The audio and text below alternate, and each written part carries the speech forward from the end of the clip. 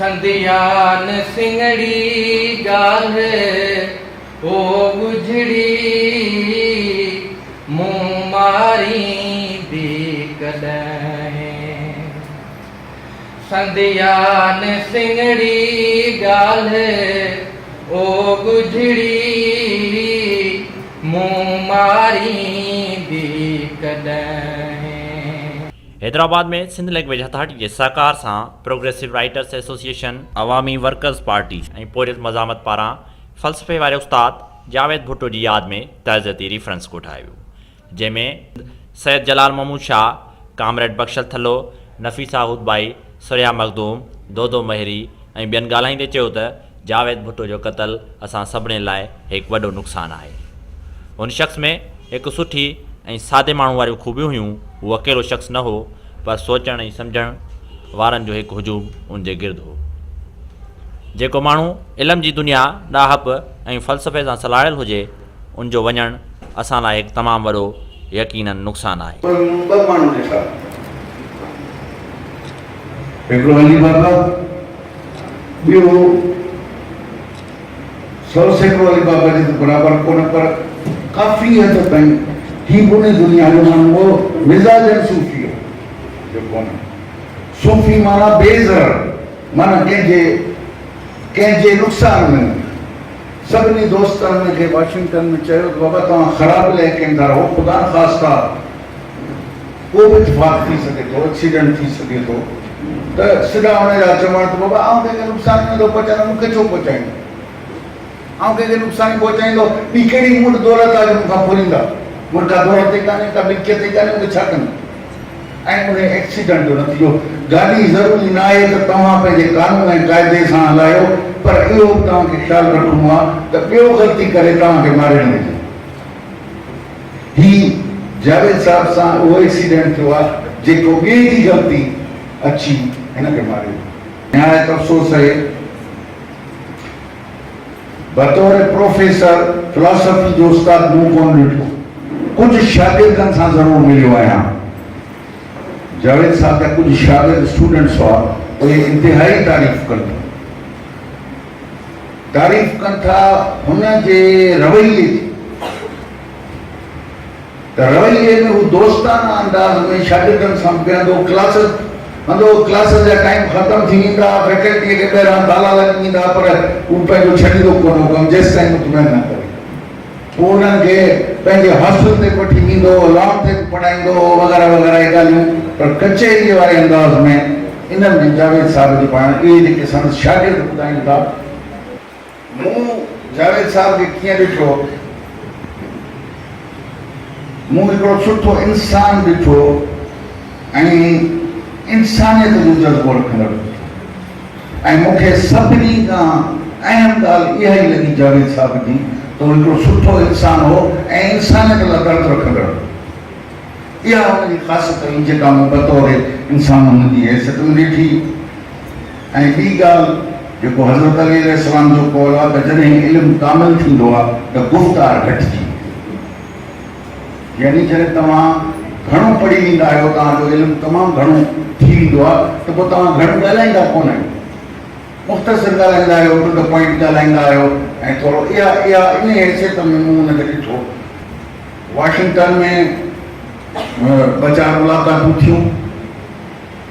उते बि शाम जो महिरबानी करे पाण गाॾी खणी ईंदो, कचहरी अची कंदो, अची कचहरी केॾी महिल लॉन में केॾी महिल पार्क में ईंदा हुआसीं, वञी उते कचहरी कंदा हुआसीं, उते मिलण जो तजुर्बो थियो। पर मूं न कॾहिं हुन सां फ़लसफ़े ते बहस कयो, न ई मुंहिंजो सब्जेक्ट आहे। तब्दील थियल माण्हू दुनिया खे तब्दील कंदो आहे, आज़ाद माण्हू ई दुनिया खे आज़ाद कंदो आहे। जावेद हिकिड़ो आज़ाद माण्हू हो, आज़ाद रूह माण्हू। हुन पंहिंजो रूह किथे गिरजी कोन रखियो। हुन जी वजूद जे फ़लसफ़े जी बुनियाद आहे न, साकर जी चवंदो आहे माण्हू पंहिंजी ज़िंदगी जी माना पाण ठाहे थो, हिकिड़ी हद ताईं उहो मुख़्तियार बि आहे, पर असां माण्हू जी हालतुनि जो चकर वधाए चढ़ाए ध्यानु करे पंहिंजी कंप्रोमाइज़ खे हमेशह जस्टिफाई कंदा रहंदा आहियूं। हुन अहिड़ी जस्टिफिकेशन कॾहिं पैदा कोन कई आहे। ज़हन साज़ माण्हू आसन जहिड़ा उस्ताद ठाहिया, वरी असां ते आसन महिनत कई, जहिड़ा लाइक़ नालाइक़ असां पैदा थियासीं। बहुत आम माण्हू वटि शायदि तारीफ़ न हुजे वाकई सुकरात वाकई हुनजो तरीक़ेकार हो लिखत ते हुनजो घणो ज़ोर न हो नरेंद्र वारो जेको बि इहो टोलो आहे इहो जेकी साॻी हिन जी कार आहे लिखनि कोन था पर ख़्याल सां हुनजी कमिटमेंट सच सां हुनजी कमिटमेंट हुनजो को कॉम्प्रोमाइज़ कोन्हे पावर सां भले रिवायती दानिश्वर जी कैटेगरी में असां न बि रखूंसीं जावेद खे पर पावर सां बि हुनजो को कॉम्प्रोमाइज़ कोन्हे हुनजी सॼी हुनजो ओढ़ण पेरण जीअण सभु ख़्याल आहे तॾहिं त मेडिकल जो शौक़ु छॾे वञी हिकिड़े अहिड़े शौक़ में जेको हुनजी दिलि वटां हुजे हुनजी रूह वटां हुजे जेको हिन पुरसार दुनिया खे हमेशह हुनजे साम्हूं खोलींदो रहे साईं सां इख़्तिलाफ़ बि जाम थींदा आसिम जॾहिं असांखे सिंध यूनिवर्सिटी वठी वियो साईं जावेद साईं कचहरी लाइ त कचहरी खां ॿाहिरि निकिरी मां आसिम वेठो मां चयो कहिड़े माण्हू सां मिलायो जेका हिकु बार चङी थी बाक़ी त अज़ाब हो तकलीफ़ हो हर ॻाल्हि खे रद्द कंदो थो वञे हर ॻाल्हि खे रद्द असां सियासी माण्हू ऐं हो ईअं रद्द कंदो वञे त असांखे तकलीफ़ अचे बाद में ॿिए दौर में वरी जेका वेझड़ा थी नरेंद्र वारो जेको सॼो सुंग आहे हिकिड़ो कमाल सुंग आहे त उन में उहे दोस्त बि आया रहिया घर वरी इंटरव्यू कयोसीं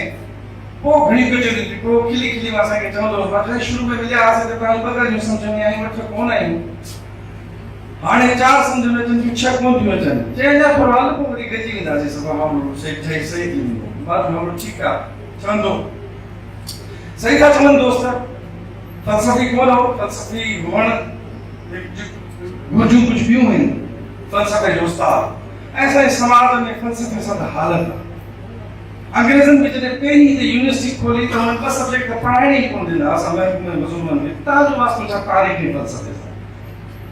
हिकिड़ा अहिड़ा सब्जेक्ट जेकी क़ौम खे कंहिं महकूमनि खे पंहिंजी ज़ात जो शऊर ॾिनो अॼु बि असां में महरूम आहियूं 22,000 सिंध में शाइर आहिनि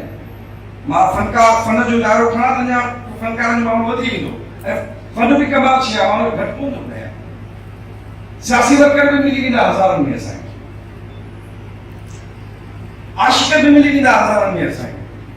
पर नफ़ा मिलनि अणलभ आहिनि त साइंस जे शोबे में फ़लसफ़े जे शोबे में माण्हू असां ॾाढा अणलभ वो मार्च की पहली तारीख थी और सुबह को 9 बजे जावेद ने मुझे फ़ोन किया कि तुम्हारे लिए कोई रिमोट मैंने खरीदा है क्योंकि उनको मेरी सिक्योरिटी की फिक्र थी और मैं समझ रही थी कि बस ये ऐसे ही नॉर्मल दिन होगा मैं अपने दफ्तर से वापस जाऊंगी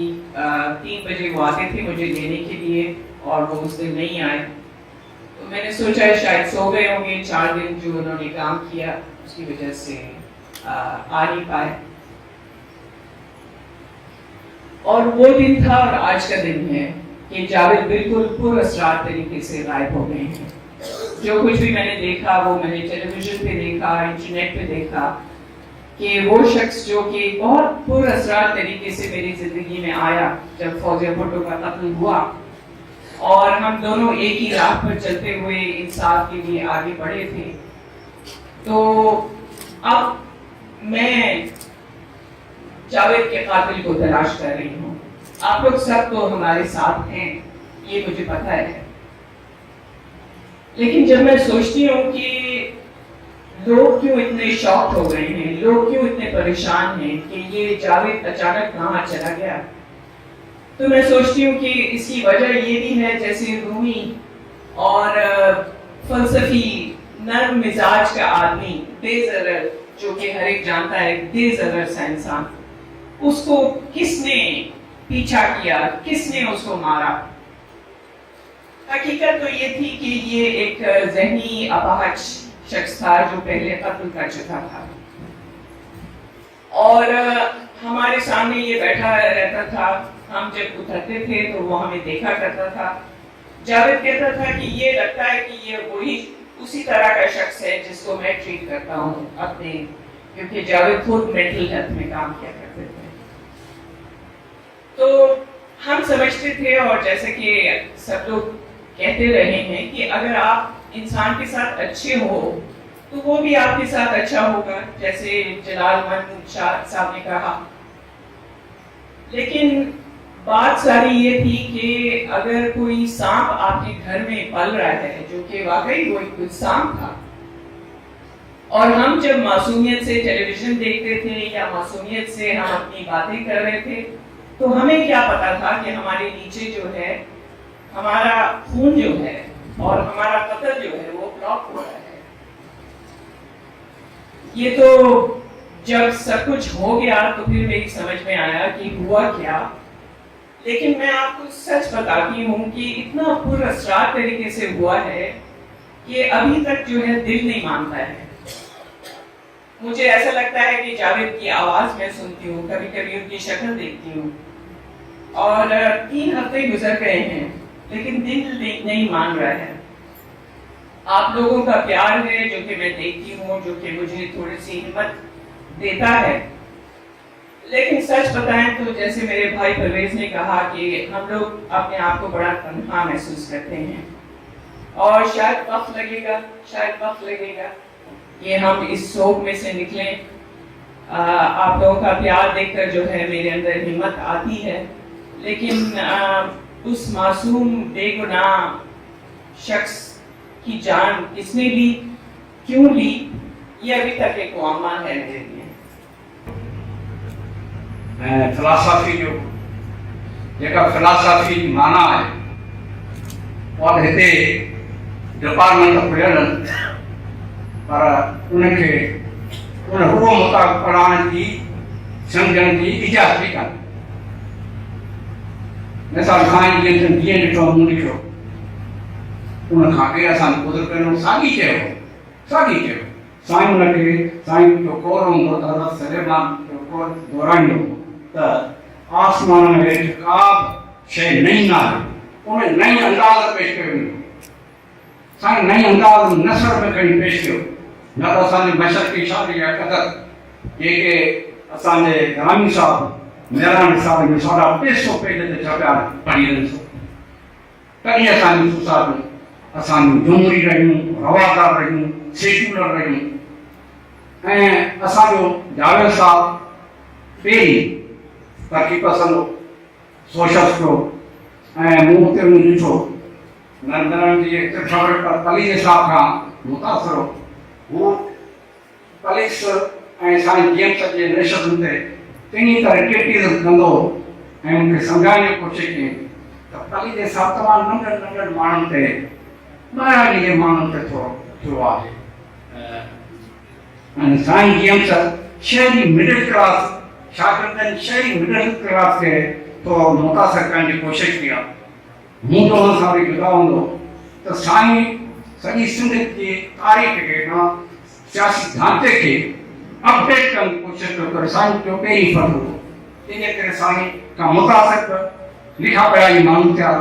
पले जे साहब पारां जीअं हेठि अची विया चङी तरह वाक़ुफ़ आहियां त असां हर देर में नंढो वॾो ही त पोइ असां 78 में 79 में GS खे पारां खणी वियासीं हैदराबाद। रसूल साहब जी वॾी क़यादत जो असांजो दोस्त बीठो आहे, तॾहिं GS में वॾो अटैक हो असांजी क़यादत कयईं त असां हुनखे इंतहाई गहरो ॾिठो जे तरफ़ां थी रहियो आहे।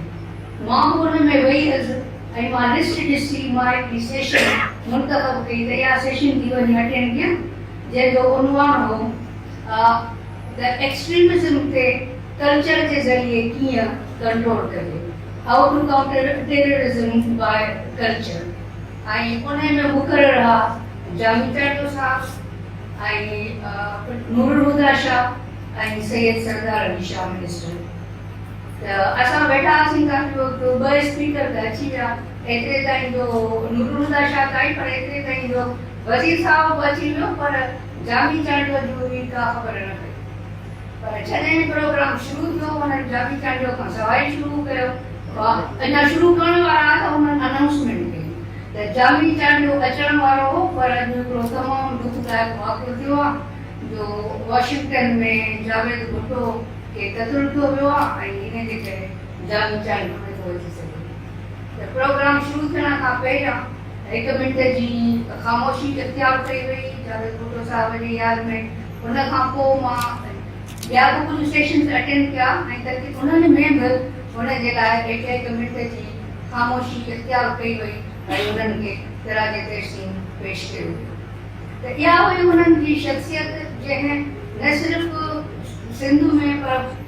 जिते जिते हुननि जा दोस्त आहिनि वज़ा आहिनि उन्हनि खे धुंधारे छॾियो ऐं उन्हनि पंहिंजा प्रोग्राम कैंसिल किया ऐं जिते